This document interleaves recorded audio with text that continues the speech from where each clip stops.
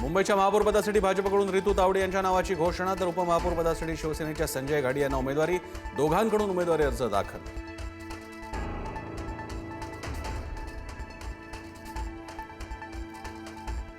राज्यातील 12 जिल्हा परिषद आणि त्याअंतर्गत येणाऱ्या पंचायत समित्यांसाठी मतदान. दिग्गजांच्या प्रतिष्ठापनाला 9 फेब्रुवारीला निकाल.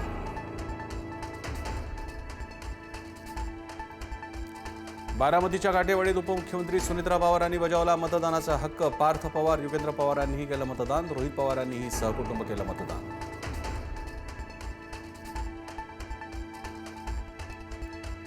जिल्हा परिषद आणि पंचायत समिती निवडणुकांसाठी नेत्यांनी बजावला मतदानाचा अधिकार. नितेश राणे, हसन मुश्रीफ, संदीपान भुमरे, जयंत पाटील यांनी बजावला मतदानाचा हक्क.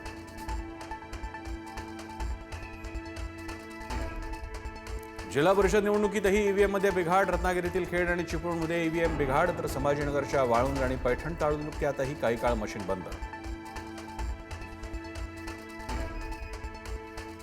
नाशिकमध्ये शिंदेंच्या शिवसेनेतली खतखत चव्हाट्यावर. नाशिक महानगर प्रमुख प्रवीण तिदमे राजीनामा देणार. तिदमे उपमहापौरपदासाठी होते आग्रही, मात्र विलास शिंदेंना संधी.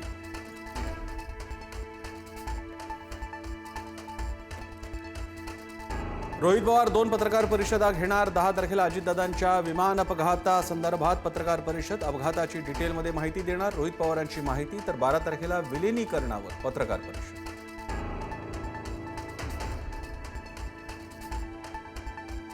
सलग 4थ्या दिवशी विद्याप्रतिष्ठानमध्ये पवार कुटुंबामध्ये खलबत. शरद पवार यांच्या उपस्थितीत बैठक. रोहित पवार, पार्थ पवार, जय पवार बैठकीला उपस्थित.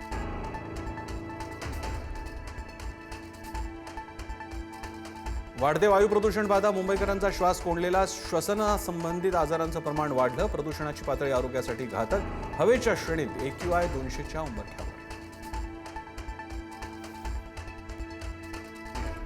आज ओला, उबर आणि रॅपिडोचा देशव्यापी संप. सरकारनं किमान भाडं ठरवून देण्याची मागणी, तर ओला उबेर मालक चुकीच्या पद्धतीनं वागत असतील तर कारवाई करणार. मंत्री सरनाईक यांचा इशारा.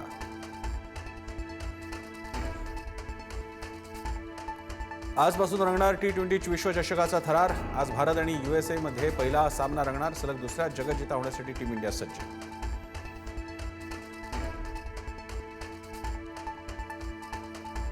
अंडर-19 विश्वचषकावर भारतानं 6व्यांदा कोरलं नाव. अंतिम सामन्यात भारतीय संघाचा 100 धावांनी विजय. इंग्लंडचा डाव 311 धावांवर संपुष्टात. वैभव सूर्यवंशीची 175 धावांची तुफान खेळी.